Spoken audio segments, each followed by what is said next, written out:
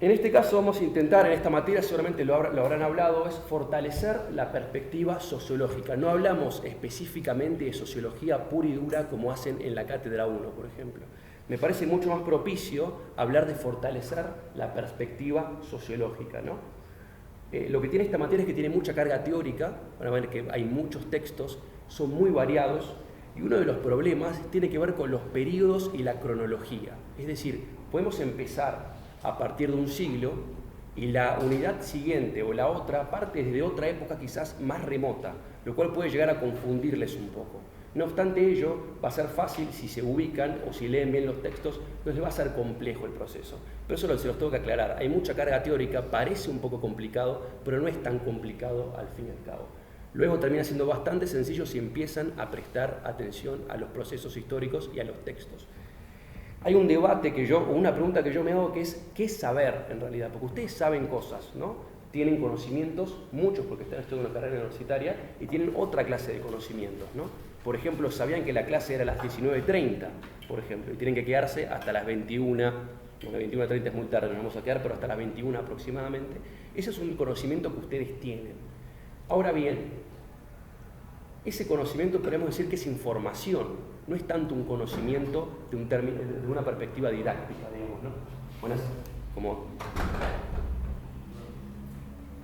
¿Estás anotado acá? Sí, perdón. No, por favor, no hay problema. No hay problema.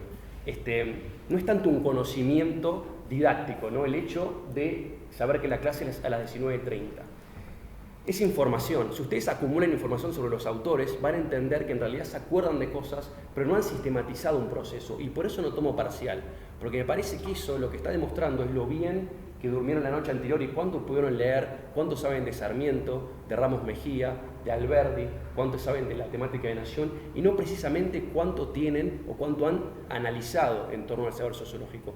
Por eso no creo prudente tampoco tomar parcial y hacer una pregunta y respuesta para que ustedes den cuenta de un proceso académico.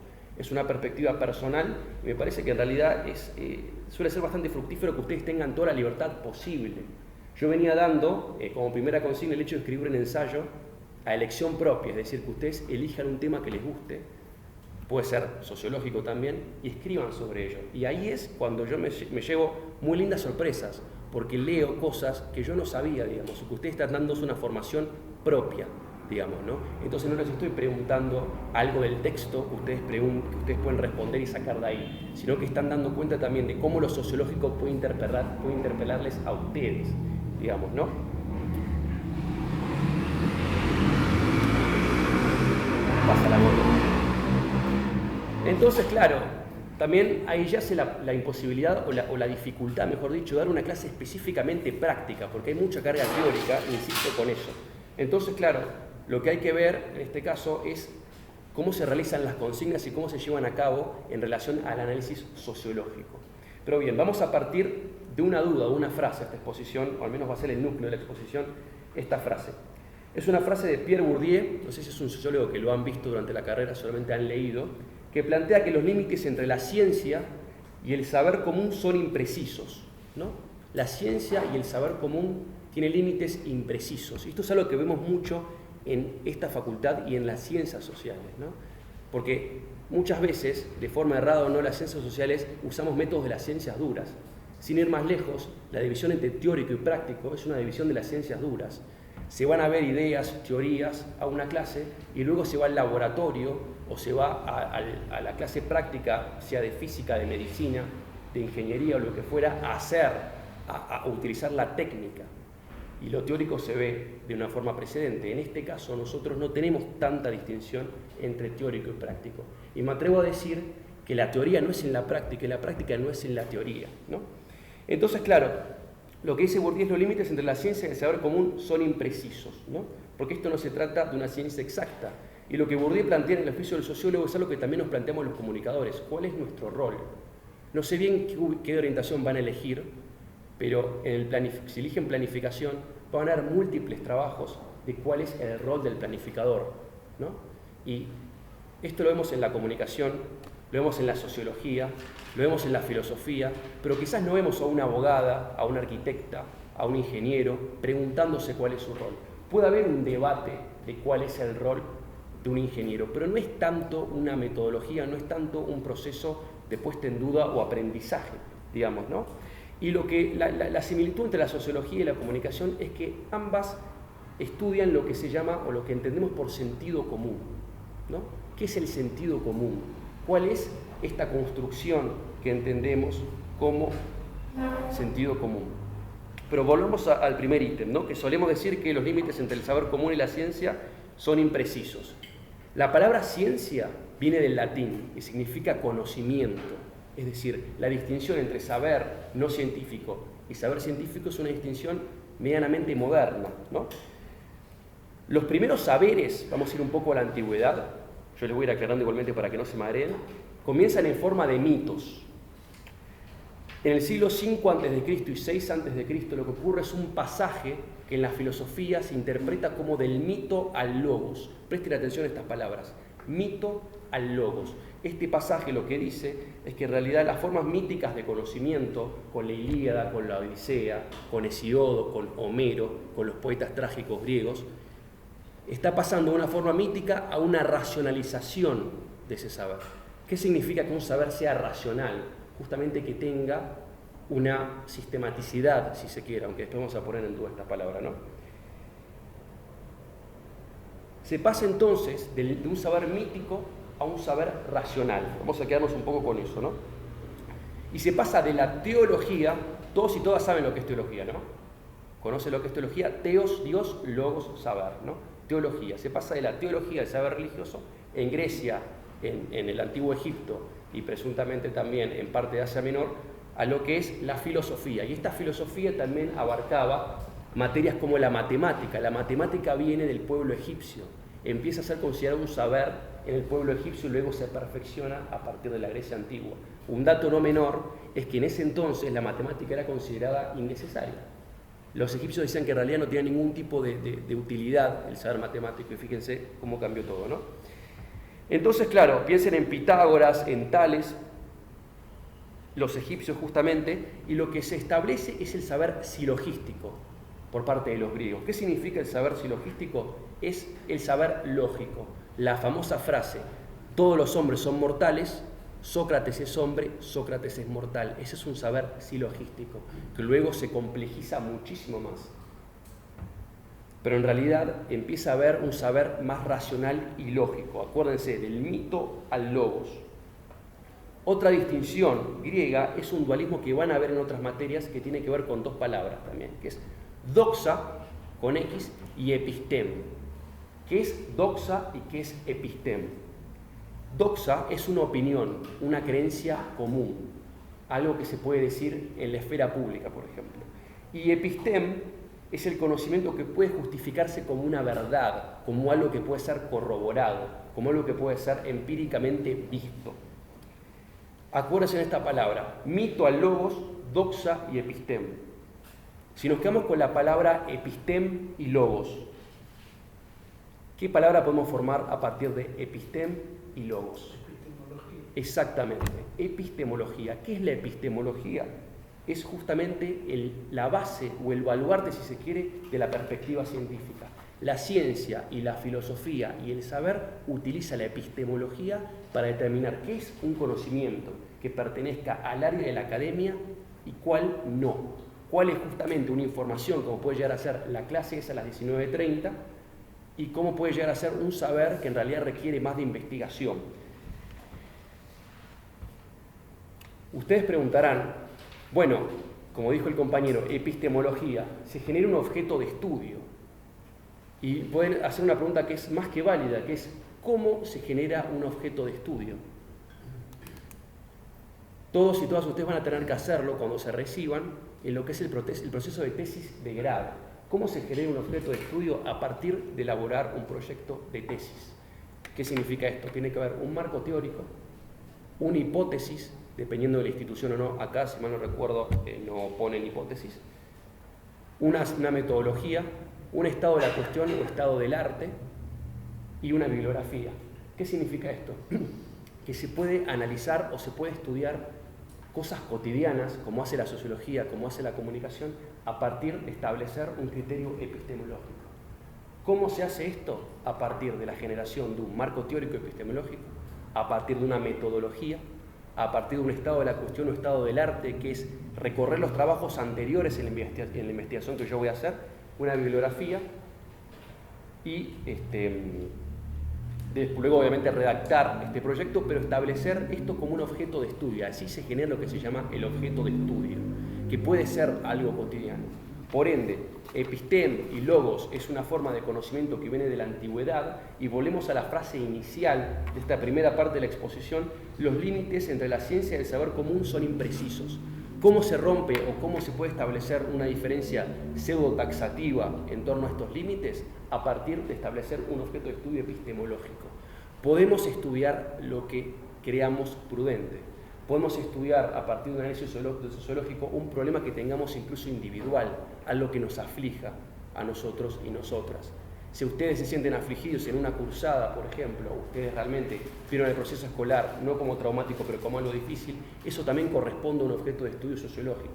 El malestar en la cultura o el malestar en ciertos estratos de la cultura, los criterios de clase, los criterios de pertenencia y el método biográfico para establecer un estudio sobre un sujeto político es también un método para llegar al objeto de estudio. ¿Hasta acá se viene entendiendo? Y algunas vueltas, cualquier cosa me dicen, no hay problema. Ahora bien, análisis sociológico. Entendemos que la distinción entre las disciplinas y las ramas del saber es puramente moderna, ¿no? Es decir, antes los saberes se consideraban teológicos o filosóficos. Antes la física se consideraba como filosofía natural. Existió la comunicación antes de que se estableciera como disciplina, ¿no? Ustedes habrán visto Escuela de Frankfurt, Estructural Funcionalismo, habrán visto distintas escuelas de la comunicación, y muchas de ellas seguramente fueron establecidas antes de que se institucionalizara la comunicación, ¿no?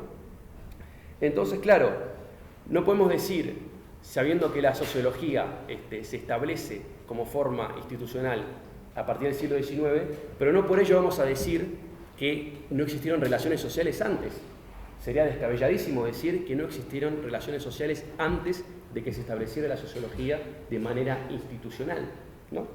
Entonces, claro, las relaciones sociales se establecieron a partir de las primeras formas de civilización, desde las polis griegas, desde el pensamiento occidental. Entonces, estableciendo una primera definición de sociología, podemos decir que es el cuerpo de pensamiento o ideas acerca de la vida interhumana del sujeto. Ahora repito. Cuerpo de pensamiento o ideas acerca de la vida interhumana del sujeto.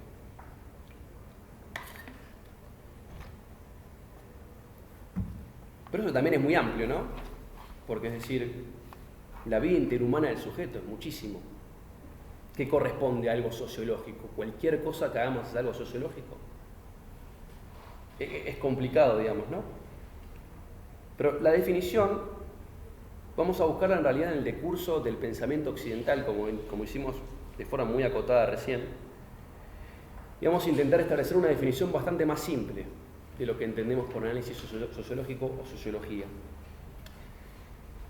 Vamos a centrarnos en un periodo en particular que va a ser clave también para el resto de la cursada, que es lo que denomino periodo de reforma social. ¿Qué establece este periodo? Dos revoluciones. En primer término, la Revolución Francesa, en 1789, y la Revolución Industrial, 1760 a 1840. ¿Cómo son las fechas?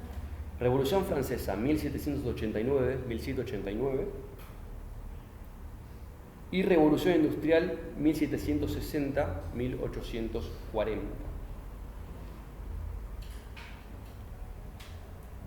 La Revolución Industrial fue clave para el pensamiento sociológico, principalmente porque generó lo que nosotros entendemos como grandes conglomerados urbanos. Empezaron a existir problemáticas que antes no habían cuando se trataba de una sociedad mucho más rural, digamos, ¿no? Entonces, claro, ¿qué empezaron a ver a partir de la Revolución Industrial?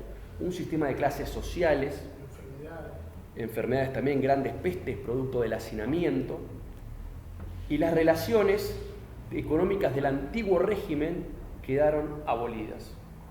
El antiguo régimen corresponde a hablar del sistema monárquico. Antes de la Revolución Francesa existía un sistema monárquico, lo que conocemos de una forma bastante dudosa, pero bueno, transición del antiguo régimen hacia el liberalismo. El liberalismo no es como lo vemos hoy en la televisión o como lo escuchamos en la radio mediante entrevistas políticas de campaña, no. Liberalismo entendemos como división de poderes y sistema electoral abierto para todos y todas, digamos, que no se... es decir, la Revolución Francesa ocurre en el siglo XVIII y esto no se consolida hasta mediados del siglo XX, digamos, de forma permanente. Pero bueno, es decir, se genera un sistema de clases sociales, hay una abolición de las relaciones económicas del antiguo régimen y hay un sistema de conglomerados urbanos. Vamos a profundizar sobre esta revolución industrial, pero bien, otra revolución clave, como dije, es la Revolución Francesa. Genera el liberalismo que acabo de nombrar y también genera lo que conocemos como res pública, que se dice como república también. ¿Qué significa res pública etimológicamente? Espacio público. Este es el sistema de gobierno que actualmente conocemos. ¿Por qué? Porque en la monarquía no había un espacio público para explotar de forma abierta. Y lo que genera el sistema republicano, justamente, es presuntamente la abolición de esa clase monárquica. Hay un movimiento filosófico político que se enmarca en este proceso, en el siglo XVIII, en la Revolución Francesa, que se denomina Ilustración. ¿Alguien sabe lo que es la Ilustración? ¿Escuchó algo? ¿Leyó algo? Bueno, era una línea de grandes pensadores, ¿no? Bien. Digamos, eran por ahí estructurados, como que la línea de pensamiento era más bien etnocentrista en relación a otros. Nada, una línea de pensamiento como que fijaba los límites del mundo hacia ellos, ¿no? Bien, ¿alguien más escuchó algo de Ilustración? Creo que un poco también digamos, dejar de pensar al ser humano desde el lado eclesiástico, Bien. separar un poco esa parte, que también tuvo mucho que ver con el tema de la imprenta. No sé si me viene Rousseau a la cabeza. Perfecto, muy bien, Rousseau, sí, buenísimo. Bien, ¿cómo son sus nombres? Alejandro, el compañero. Valentín. Alejandro Valentín, bien. Alejandro dijo una palabra clave también que es etnocentrismo. Y dijo conjunto de pensadores. Está perfecto, conjunto de pensadores, filósofos, llamados así, que empezaron a idear un nuevo sistema de gobierno y un nuevo sistema de vida interhumana, por así decirlo, ¿no? Habló de etnocentrismo, justamente. Etnocentrismo puede también ser enmarcado, puesto que hay muchos textos que no entendían otra forma de asociarse que no fuese la europea, digamos, ¿no? Que no vieran otra cultura grande como fuese la europea, es decir, etnocentrismo en torno a una hegemonía cultural por parte de Europa. Lo que dijo Alejandro justamente tiene que ver con la ruptura con lo eclesiástico. Los dogmas religiosos, los saberes teológicos iban a ser puestos en duda, ¿no? Acá surge una forma de religión que seguramente habrán escuchado y quizás han visto el nombre o no, que se llama deísmo. ¿Qué significa deísmo? Significa no creer en un Dios bíblico, sino creer en un Dios a partir del uso de la razón. Cuando alguien les dice, yo no creo en Dios, sino creo en una fuerza superior, que puede llegar a haber sido la generadora del universo, está hablando desde el deísmo. ¿Cómo se justifica el deísmo? Puede hacerlo de una forma presuntamente científica. Autores como René Descartes hablaron, por ejemplo, de grandes palabras o grandes sustantivos abstractos como la libertad, la belleza, y cómo en realidad tenía que ser Dios quien había puesto en nuestra conciencia esta clase de adjetivos, o sustantivos, perdón. Y también hablaba del principio de causalidad, René Descartes. ¿Por qué? Porque en realidad, si uno empieza a indagar sobre el origen de las cosas, empieza a llegar a un punto en el cual no hay otra respuesta válida que fue Dios o fue otra fuerza creadora que no haya sido el ser humano. Siguiendo incluso las leyes de la física, los objetos y las cosas, la materia, entendiendo materia como un todo, se crea como por un agente externo. Es decir, el agente externo tiene que ser el creador, de modo que el universo se tiene que haber creado bajo esas mismas leyes de la física a partir de un agente externo también. Entonces fíjense cómo científicamente se podría justificar la existencia de un Dios, lo cual no significa que sea un Dios bíblico, por eso se pone justamente en tensión a los dogmas religiosos. Gracias por las acotaciones. El compañero también habló de Rousseau, hay textos de Rousseau, y vamos a ver Rousseau dentro de 2 clases, que es también un ilustrador. Vamos a definir entonces en abstracto la ilustración. Es un movimiento que se guía por la razón humana como instrumento para conocer la realidad. Esto es la ilustración. Y se somete a un juicio crítico a las sociedades, ¿no? Es un movimiento guiado por la razón humana como instrumento para conocer la realidad. Y se somete a un juicio crítico a la historia, a la religión y a las sociedades, ¿no? Y un cambio clave acá es la idea de progreso, ligada a la noción de conocimiento. El progreso ahora es tangible y se tiene que llegar a él a partir del conocimiento. Dentro del periodo de la Ilustración del siglo XVIII, recuerdo estamos en la Revolución Francesa y parte de la Revolución Industrial, empiezan a existir los foros de debate. El compañero habló de la imprenta, los foros de debate, el intercambio político, las academias, el debate político, el debate democrático. Es ahí donde empieza a surgir. Lo que va a decir Immanuel Kant es que la Ilustración consiste en abandonar la minoría de edad y asumir la responsabilidad del pensamiento propio. Es decir, hay que abandonar esa minoría de edad y asumir la responsabilidad de un pensamiento propio. Cabe destacar que no es el único movimiento en Europa del siglo XVIII, ¿no? Pero podemos decir que es el movimiento hegemónico. Y es la filosofía de la burguesía en ascenso. ¿A alguien se le ocurre cómo definimos burguesía? ¿De dónde viene la palabra burgués? ¿Alguien sabe? De la división de clase. Bien, pero la palabra burgués. De las revoluciones inglesas. La revolución inglesa es anterior. Sí, pero está, Marx, ¿no? en realidad está bien que hayas nombrado la revolución inglesa. Es una revolución que se estudia poco. Pero pasa algo muy similar, que es que al costado de los castillos de los monarcas empiezan a establecerse personas con la finalidad de comerciar y generar lo que se llamaban burgos, que pasan a ser ciudades. Entonces burgués justamente viene de ahí, de una persona que busca vender, y hace, o sea, no únicamente valerse para su propia subsistencia, sino que comerciar. Esa es la clase burguesa y es la filosofía, la ilustración de la burguesía en ascenso. De modo que a partir de aquí empieza a existir o empieza a emerger la clase social burguesa, que luego Marx dice que es la que más se ha podido consolidar en términos históricos, porque fíjense, la hegemonía burguesa siempre ha resistido, por el momento, la monarquía no ha resistido, digamos, ¿no? Eso a partir del tiempo de los señoríos. Esa gente antes trabajaba para el señor feudal, exactamente. Se fueron independizando. Y también es interesante lo que plantea, porque claro, el señor feudal deja a los siervos que comercialicen, digamos, o dejan que sean libres y únicamente que no produzcan para su subsistencia y para el feudo, sino que tiene que haber justamente una producción para comercializar. ¿Y qué es lo que se asienta a partir de este cambio? El capitalismo. Es decir, el capitalismo tiene que tener también un tiempo de ocio, porque si no, la persona que produce tiene que consumir.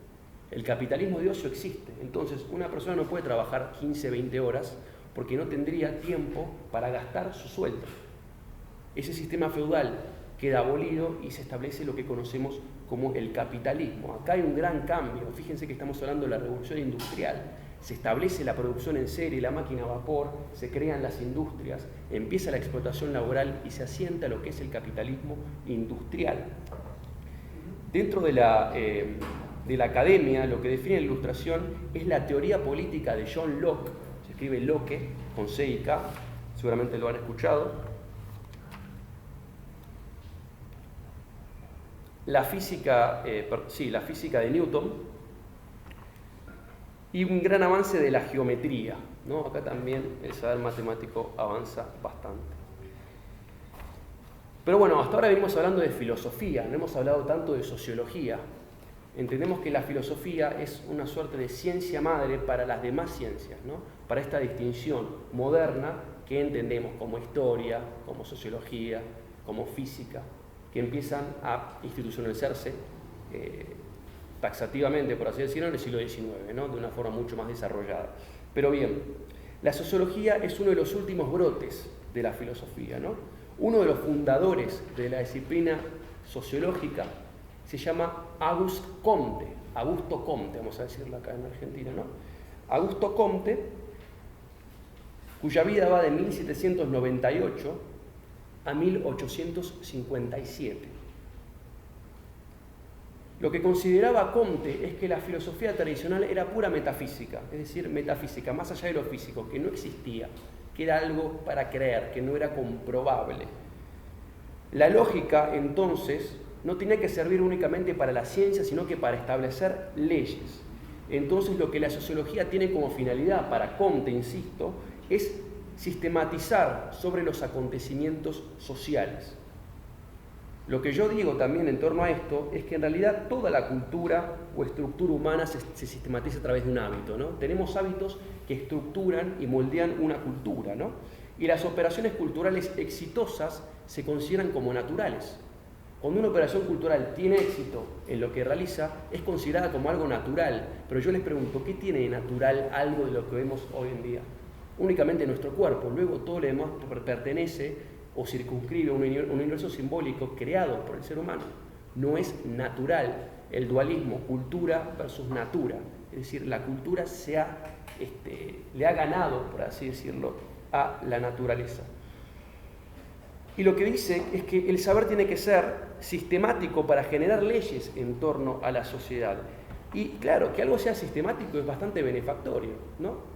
Porque si yo cuando digo determinada palabra, me toco la cara, por ejemplo, puede ser un error. Ahora, si yo cada vez que digo una palabra en particular me toco la cara todo el tiempo, esa sistematicidad, termina concluyendo en un síntoma. Yo tengo algo que me está afligiendo, o algo psicoanalítico, lo que fuere. Esa sistematicidad lo que genera es la observación de un síntoma. Más allá que el síntoma no pueda ser consciente, ¿no? Pero la sistematicidad dice cosas para la investigación, ¿no? El saber sistemático dice cosas. Ahora, lo que es el debate acá, o el debate que surge, es si se puede sistematizar en torno a los acontecimientos sociales. ¿Cuántos pensadores han intentado sistematizar los saberes en torno a la sociedad y han fallado, digamos, ¿no? Entonces, claro, Comte es uno de los generadores de la sociología o padres fundadores de la sociología y es también un pensador que se marca, un filósofo, no eran considerados sociólogos en ese entonces, que se marca en lo que conocemos como positivismo. Han escuchado la palabra positivismo, ¿no? Seguramente en alguna materia. ¿Han visto algo? ¿Algo han escuchado?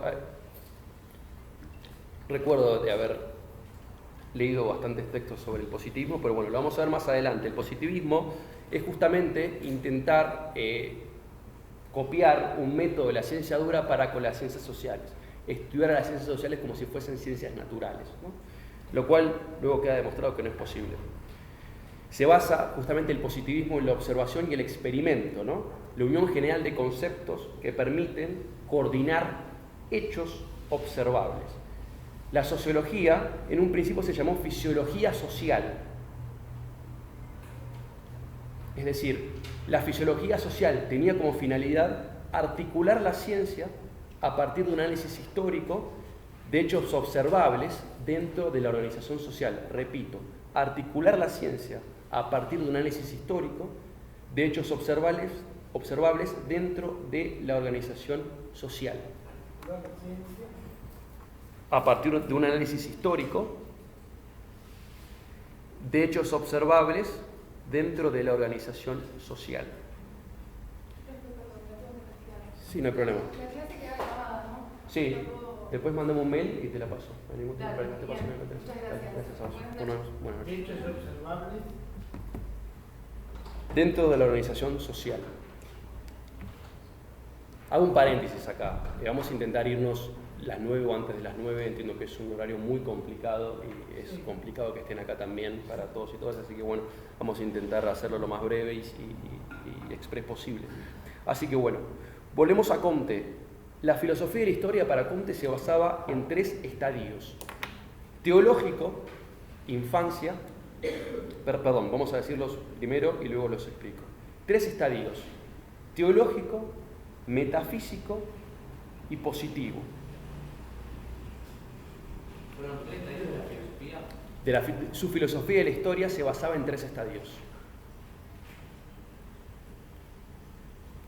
teológico, metafísico y positivo.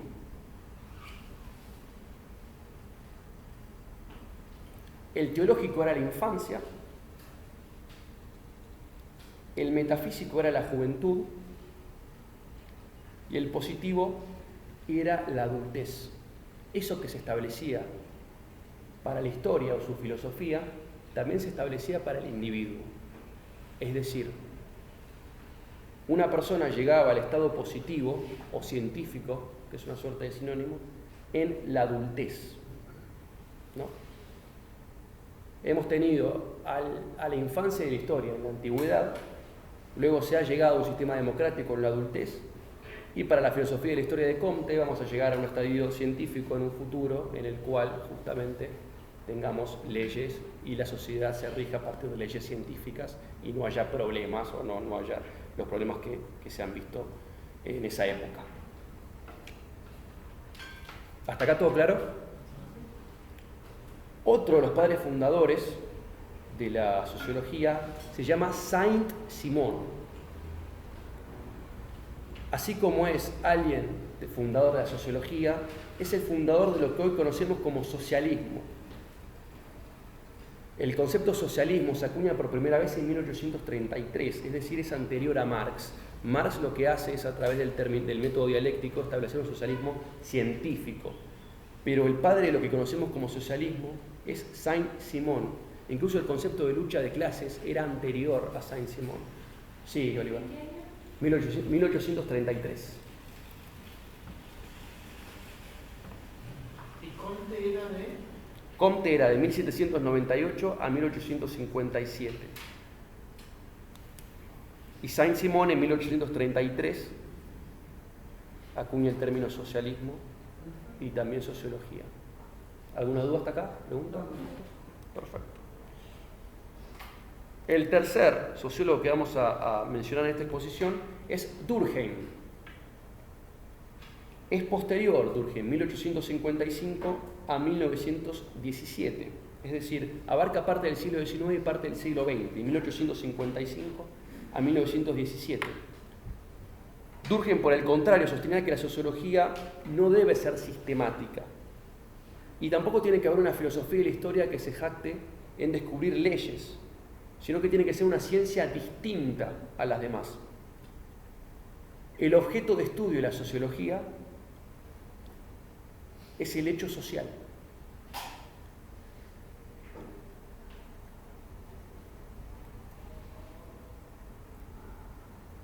Para Comte no tiene para Durkheim no tiene ningún tipo de sentido explorar o estudiar el comportamiento psíquico de una persona en su individualidad, sino que se tiene que contemplar dentro de su vida en sociedad. Para Durkheim, el amor, los celos, la religiosidad son características de la vida en sociedad, no corresponden al individuo pura y exclusivamente. Él es el que introduce el concepto de estabilidad. No recuerdo puntualmente si había sido Durkheim. ¿Qué te suena ese concepto? Digamos, por ejemplo, el sociólogo, al momento de intervenir en un determinado grupo étnico, de estudio, como objeto y demás, tiene que despojarse entonces de estas cosas que vos decís, del amor, del conocimiento. Ok, sí, perfecto, sí, es un concepto. A través de ese despojo es donde él considera que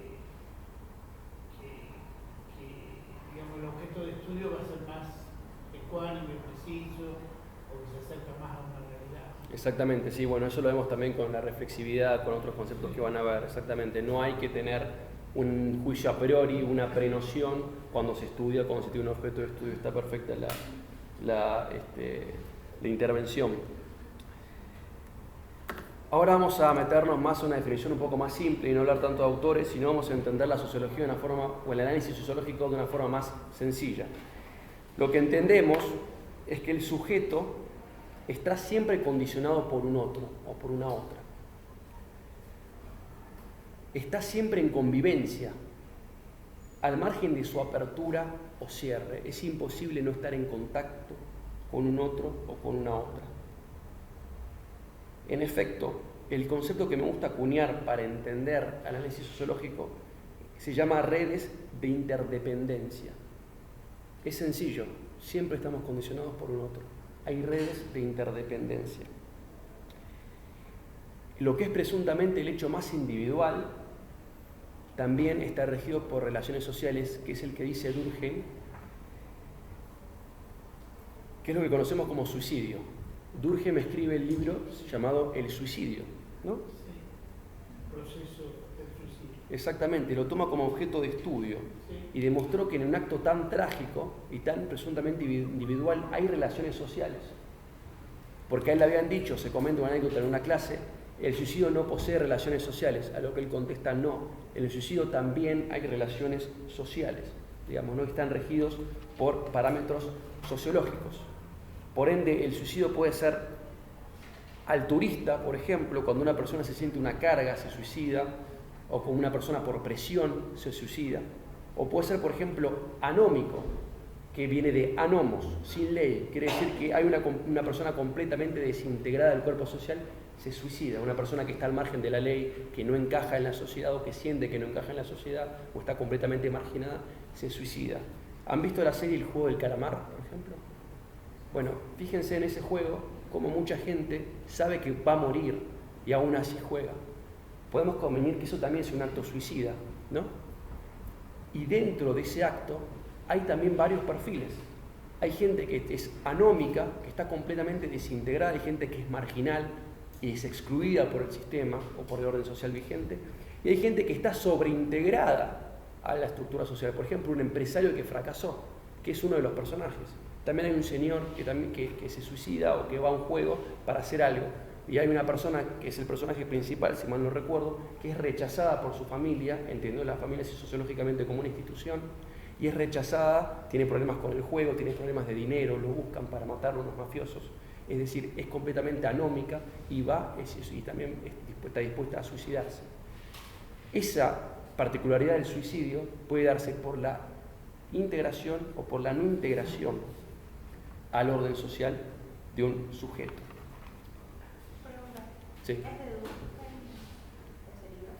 De Durkheim, El suicidio, exactamente.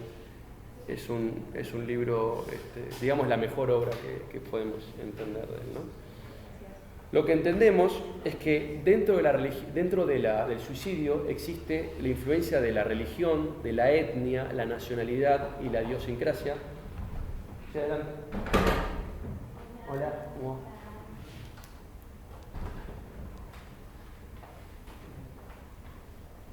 ¿Cómo anda, profe? Acá.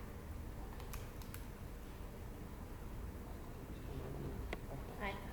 A la salida tiene que subir arriba a firmar la salida, ¿sí? Okay. En Secretaría Académica. Secretaría Académica. Gracias. Muchas gracias.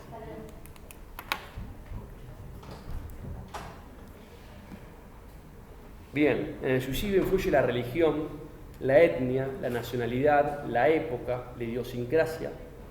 Por ejemplo, el número de suicidas, dice Durkheim, es alto entre librepensadores y protestantes, es decir, entendido como gente no religiosa, mientras que en esa época, insisto, porque fue escrito en el siglo XIX, es más bajo entre los católicos y aún más bajo entre los judíos, por ejemplo, ¿no? Entonces la religión influye en lo que es el suicidio o influye en el número de suicidios. Fíjense cómo el suicidio no depende inexorablemente de un factor psicoanalítico, porque por ejemplo en naciones como República Dominicana o naciones centroamericanas, hay menor tasa de suicidios que en países presuntamente desarrollados. Tampoco la prosperidad económica es una salvación de ese hecho trágico. Es decir, socialmente se tiene que analizar de una forma mucho más profunda. ¿Se suicida más la gente con altos ingresos económicos o con menos? ¿De qué clase social? ¿De qué religión? ¿Gente con familia o sin familia? Eso es lo que se pregunta Durkheim para establecer un análisis sociológico del suicidio. Otra obra influyente de la sociología es la de Max Weber, denominada La ética protestante y el espíritu del capitalismo. ¿Qué es lo que dice Weber? Es que el capitalismo para los países anglosajones tiene una gran influencia de la ética protestante, de la religión. Fíjense de vuelta, volvemos al análisis sociológico. Las naciones protestantes tienen más prosperidad económica, insisto, según Weber, porque corresponden a otra ética. El catolicismo no tiene la ética que tiene el protestantismo, es más apta presuntamente para los negocios y para el sistema financiero que los católicos.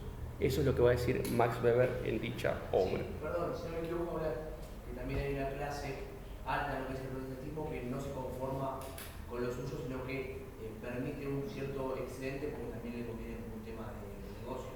Exactamente, sí. La clase alta protestante es completamente distinta a lo que pueda llegar a ser la clase alta católica. Yo cuando me dicen clase alta protestante pienso, por ejemplo, en Wall Street, en el sistema bancario de Norteamérica, el sistema bancario europeo, digamos, ¿no? Es decir, hay una frase en el libro que está buena, que es: al católico le importa dormir bien y al protestante le gusta comer bien.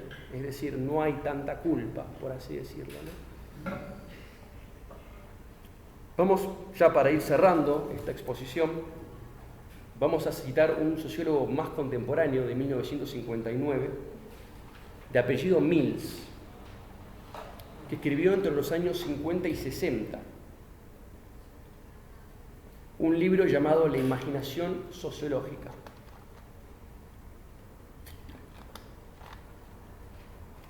En este libro hace énfasis en discernir lo público de lo privado, y lo que dice es que la sociología no es privativa de las facultades o de ciertos espacios de pensamiento, sino que se trata de una forma de pensar. Hay que relacionar, en efecto, la biografía con la historia, la experiencia con el contexto, la trayectoria individual con el destino colectivo. Es decir, en resumidas cuentas, hay una relación entre los problemas personales de una persona y los problemas públicos. Una persona que no encuentra un trabajo, justamente se puede frustrar de forma individual sin contemplar, por ejemplo, las cifras de desempleo de su nación o de su territorio. Un chico o una chica que siente frustración por no aprobar las materias en el colegio, piensa que es inexorablemente su culpa, como también puede ser que el sistema escolar está obsoleto hace siglos, si viene haciendo lo mismo, y cuesta cada vez más adaptarse a él. Entonces, ¿por qué vemos desde la individualidad los problemas y no también desde la estructura? ¿Por qué una persona, por ejemplo, en el colegio es dispersa en clase? Porque un chico no puede prestar atención o no puede permanecer mucho tiempo sentado. Esas cosas corresponden a un problema individual, pero también a un problema social y estructural, digamos, ¿no? Entonces, lo que va a hacer la imaginación sociológica es romper entre la inquietud personal y el problema público. No se deben escindir las cosas de su contexto.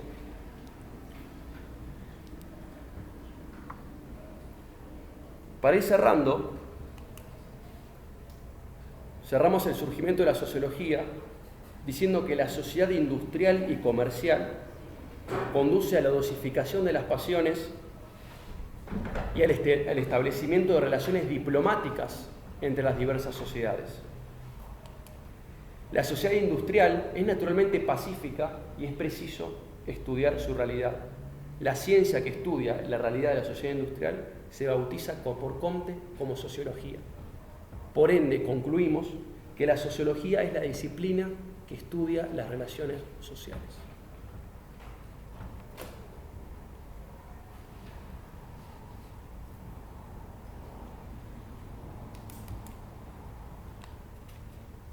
La sociología es entonces la disciplina que estudia las relaciones sociales. Hacemos una definición algo más sencilla. ¿Dudas, preguntas, comentarios? No, yo más que nada del principio de la charla. La presentación de trabajo y de finanzas, eso, ¿es individual? Es individual. Es- Los trabajos son, buena pregunta, los trabajos son todos individuales. Sí. No hace falta que tenga la complejidad de autores o los autores que yo acabo de citar, no hace falta que se utilice de esa forma, ¿sí?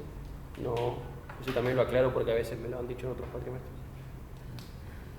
¿Alguna duda más? Sí. Lo de la biografía es con relación a lo teórico, ¿no? ¿La bibliografía a qué te referís? Porque vamos a ver